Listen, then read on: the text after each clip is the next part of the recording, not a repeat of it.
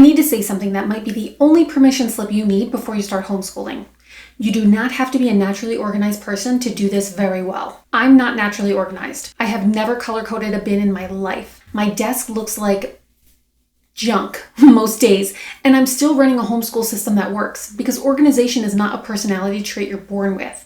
It's a set of external tools you build once so your brain doesn't have to hold everything. Hi, I'm Johanna, a productivity and systems coach, and I'm a first-year homeschooler mom running my business at the same time. I substitute teached for a little while, and long before I built any of this, I noticed something in every classroom I subbed in. The kids who struggled most were struggling because the structure around them didn't bend. That idea is the whole reason this brand exists. The child is not the problem, the structure is.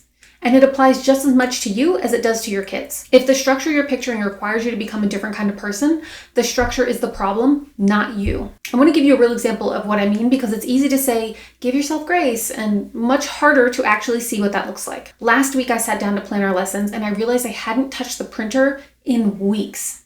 There was a stack of unsorted papers on the counter, 3 different curriculum guides open up to 3 different pages, and sticky notes stuck on my laptop that I couldn't even remember writing. That's not a photo I would ever post. It's also completely normal, and it didn't stop our week from working because the parts of my system that actually matter didn't depend on the counter being clear. I want to sit with that for a second because it's the part that most organization content skips entirely. The messy counter did not stop our week from working. The folder for the next day was filled. The 3 anchors were still written down. Those 2 things held up the entire week. And neither one required the counter, the shelf, or the rest of the house to look like anything in particular. That's the actual lesson. Figure out the 2 or 3 things that genuinely hold your week together and protect those. Then let everything else be as messy as it wants to be. Today, I want to talk directly to every parent who has scrolled past a beautifully organized homeschool room and thought, that's not me, so this probably isn't going to work for me either. It's going to work.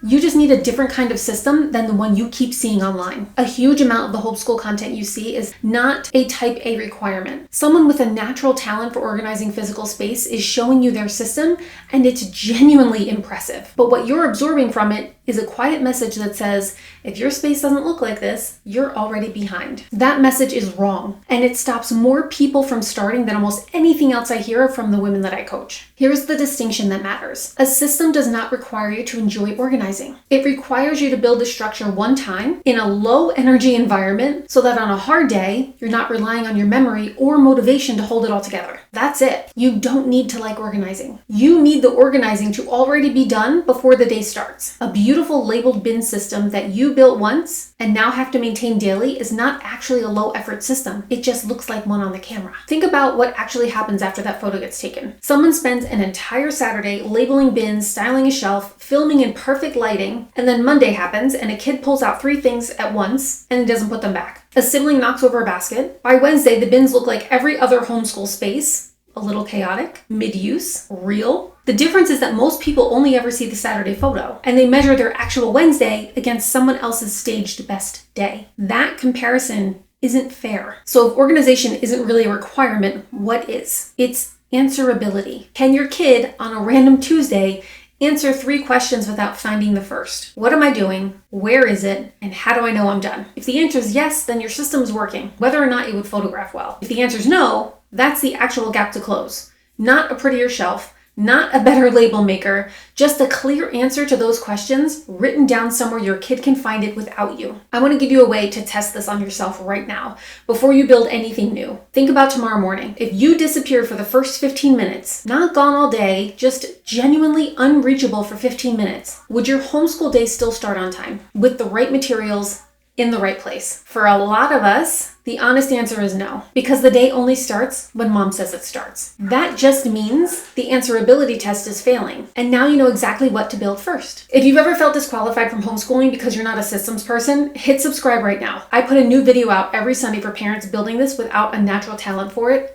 just like me. I've talked before about the cognitive load, the mental weight of holding too many decisions in your head at once, and about the cognitive switching penalty that hits you every single time you move between homeschool mode and business mode, or for that matter, homeschool mode and any other mode that you have to do. Being naturally disorganized doesn't mean you're carrying more of that load than someone who's naturally tidy. It means you're more likely to be carrying it in your head instead of on paper, because you haven't built the external habit of writing it down yet. The paper doesn't care whether you enjoy filling it out. It holds the information either way, and it doesn't charge you a switching penalty every time you glance at it. So the actual skill you need isn't organization, it's externalization. Getting things out of your head and onto something you can see. That's a learnable habit, not a personality trait. And you can build it with the systems designed for people who don't naturally think that way. I'm gonna be honest, it took me weeks to trust this. I kept feeling like I should be able to just remember it. But the moms I coach who fought that instinct the longest are the ones who burn out the fastest, because they're doing the mental math of the whole week from memory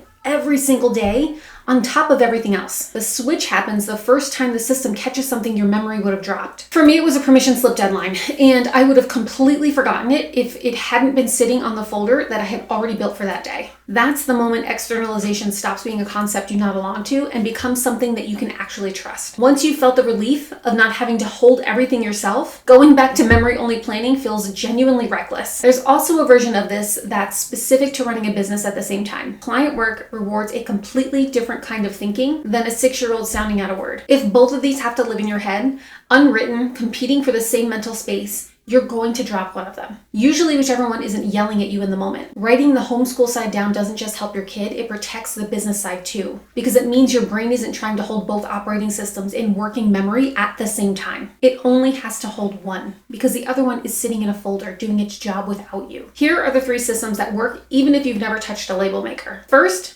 1 folder per day. Not a binder with tabs and dividers. 1 folder. 1 day's worth of materials filled the night before. You don't have to organize the whole week at once. You just have to be 5 minutes ahead of today. If you only build one habit from this entire video, let it be this one.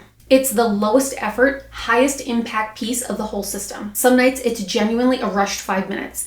I'm doing it standing at the counter with a kid yelling for water in the background. It doesn't need to be calm, it just needs to happen. Second, a single anchor checklist instead of a full schedule. If a color-coded hour-by-hour schedule makes your eyes glaze over, don't build one. Write 3 things that have to happen that day, in the order that they happen. And that's the whole plan. You can hold 3 items in your head even on your worst day, which means on the days you don't check the folder, you can probably still remember the anchors. That redundancy matters more than it sounds like it should. On the mornings I'm most behind, the folder might not get checked until 10.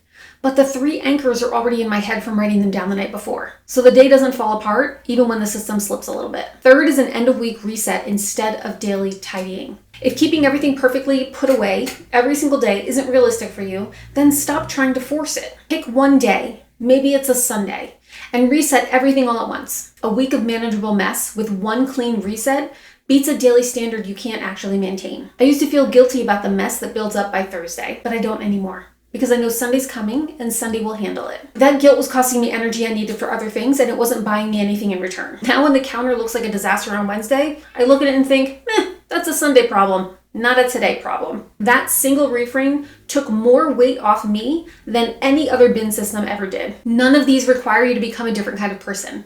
They just require the structure to exist somewhere outside of your head, where it doesn't depend on your memory, your mood, or how much sleep you had the night before. If you try all 3 and it still feels like something's slipping, don't add more structure. That's the instinct that gets type B parents in trouble. Adding a 4th system, a checklist, a backup planner, it just gives you more to maintain and more to feel behind on. Instead, go simpler. Cut the folder down to 2 items instead of 5. Cut the checklist down to 1 anchor instead of 3. A system you'll actually use at 40% effort beats a perfect system you'll never use. You don't need to become organized to homeschool very well. You need a system that does the organizing for you so your natural tendencies don't have to change for this to work. Build it once. Let it hold the weight instead of your memory. If you take nothing else from this video, take this. The parents who make homeschooling work long-term are not the ones with the most natural talent for organizing. They're the ones who stopped waiting to feel like a naturally organized person before they started building. You can build the system before you believe you're capable of running it. The belief tends to show up after the system's already holding you up, not before. If you're watching this before your first week, and you're already anxious you'll fall behind on the system itself, you'll forget to fill the folder, that the checklist will fall apart by Wednesday. That's a normal fear, and it says more about how new this is than how capable you are. Every parent who homeschools well now was a first week mess once. The folder gets forgotten some nights early on. The checklist gets ignored more than once. None of that disqualifies you.